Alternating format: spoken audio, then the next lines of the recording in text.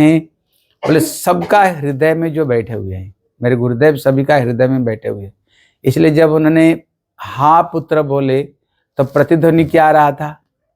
हा पुत्र आ रहा था। जब व्यासदेव जा रहे थे, कहते हैं हा पुत्र जो बोल रहे थे, वृक्ष से भी प्रतिध्वनि आ रहा था, हा पुत्र, हा पुत्र। इसका मतलब है, यहाँ सुत गोस्वामी कह रहे हैं, एक तो जो गुरु तत्व है, जो गुरु है, सभी का हृदय में अंतर्यामी रूप में मेरे गुरुदेव का विद्यमान है। दूसरा अर्थ होता है कि जब कोई व्यक्ति भगवान की प्यारा बन जाए, है कहते ना, जहाँ पर कृपा हरि की वही ता पर कृपा करे सब कोई। जब भगवान का कोई प्रिय बन जाता है ना, वो सबका प्रिय बन जाता है। इसलिए सुत गोस्वामी कहते, देखो मेरे गुरुदेव चूंकि कृष्ण का प्रिय है, प्रिय होने का नाते ये वृक्ष का भी प्रिय है। इसलिए वृक्ष भी जो हा पुत्र बोल रहे हैं, क्यों बोल रहे हैं? कि तो भगवान की अगर कोई प्रिय बन जाए वो सबका प्रिय हो जाता है। ये वृक्ष का भी प्रिय बन गए मेरे गुरुदेव। और दूसरी अर्थ है, मेरे जो गुरुदेव है वो सर्व अंतर्यामी होने का नाते सभी का हृदय में बैठे हुए, केवल सभी का हृदय में, पेड़ पौधा वृक्ष सभी के हृदय में भी मेरे गुरुदेव, सभी के हृदय में भी मेरे गुरुदेव विद्यमान। इसलिए सुत गोस्वामी कहते हैं, जब मेरे गुरुदेव सभी का हृदय में विद्यमान है, इसलिए गुरुदेव कृपा करके क्या करे, गुरुदेव मेरे हृदय में भी प्रकट हो जाए। मेरे हृदय में प्रकट, बोले क्यों हृदय में प्रकट हो जाए? क्योंकि जो सौनकाद ऋषि हो ना, मेरे को 6 प्रश्न किया है। अभी प्रश्न का उत्तर देना पड़ेगा ना, अभी प्रश्न का उत्तर देना पड़ेगा। जब प्रश्न का उत्तर देना पड़ेगा, लेकिन जब तक गुरु जी की कृपा नहीं हो भैया, हम कुछ भी बोल नहीं सकते हैं। कहते गुरु जी की कृपा के बगैर जीव को कोई गति नहीं है, कोई गति नहीं। इसलिए यहाँ पर सुत गोस्वामी कहते हैं, गुरुदेव जब आप सभी का हृदय में विद्यमान हो, अभी इनका उत्तर देना पड़ेगा मेरे को, इसलिए आप भी मेरे हृदय में प्रकट हो जाओ। जब मेरे हृदय में आप प्रकट हो जाओगे, फिर इनकी जो प्रश्न का जो उत्तर है, मैं तभी सही सही इनका उत्तर को हम दे सकता हूँ। तीसरा अर्थ कह रहे हैं, हमें कोई अलग बात भी नहीं बोलनी चाहिए, अपना मनमानी कोई बात नहीं बोलनी चाहिए।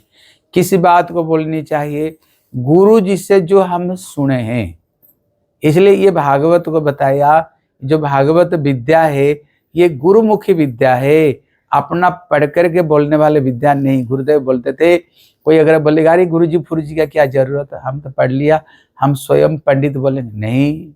गुरुदेव कहते थे, गुरुदेव एक उदाहरण देते थे, कहते थे वहां पर शब्द है, लेकिन वहां पर शब्द है वहां पर, लेकिन टोन नहीं है। जैसे गुरुदेव उदाहरण देते थे, जैसे एक ही शब्द कैसे कितना उसका अभिव्यक्ति कितना तरह से होता है। जैसे गुरुदेव बोलते थे, अगर हम बोल रहे हैं तुम कहाँ गया था, इसका मतलब है आप कहाँ गए थे हमको पता नहीं। अगर हम बोले कहाँ गया था, कहाँ गया था, इसका मतलब तुम जहाँ गया था वो जाना सही नहीं।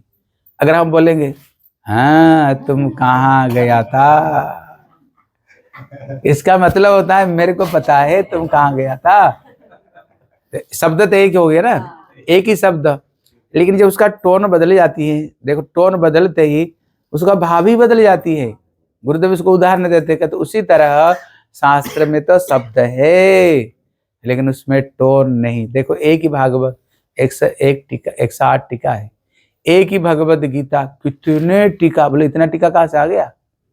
कथा तो एक ही है, गीता श्लोक तो एक ही है ना, फिर इतना टीका कहाँ से आ गई फिर उसकी? इसलिए कहते शास्त्र है, कहते ये कल्प वृक्ष जैसे, ये कल्प वृक्ष जैसे तुम सोचोगे। शास्त्र तुम्हारे जो ज्ञानी, वो लोग गीता को किस रूप व्याख्या करते हैं? ज्ञान परक। जो जोगी जोग पूर्वक, कर्मी कर्म पूर्वक और भक्त भक्ति पूर्वक व्याख्या करते हैं। इसलिए कहते हैं, लेकिन शास्त्र का जो तात्पर्य वास्तव रूप में किसका हृदय में प्रकट होता है? केवल एक शुद्ध भक्त्या माम एकया ग्राह्यम। भगवान कहते हैं भक्त भक्ति को द्वारा ही मेरे को समझ सकते हैं, न च बुद्धया न च टिकया। बुद्धि टीका से मेरे कोई नहीं समझ सकता है।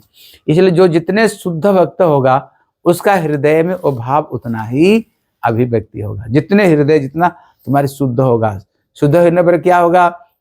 भगवान कहते हैं ना, साधव हृदय मुझम साधुनाम हृदय तुम। साधु का हृदय में मैं बैठता हूँ, मेरे हृदय में साधु बैठते हैं।